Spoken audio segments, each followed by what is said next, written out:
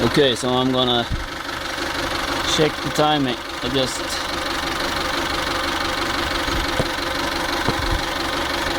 can you see?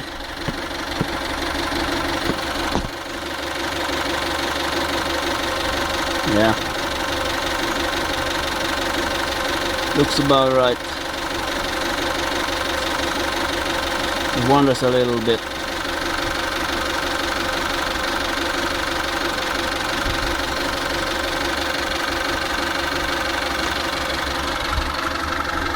So now the car runs fine on idle. The engine is really hot. The fan goes on and off. But I think I can hear some sound coming from here somewhere.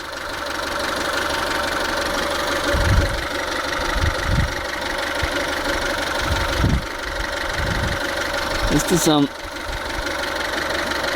vacuum line? Don't know what's everything called either. Now listen in here. Sounds like it's come from here. This is a Swedish Kia Pride year 2000. It's similar to the Festiva and Mazda 1221. I think the Aspire, Ford Aspire has the same engine. So now it runs fine. Strange.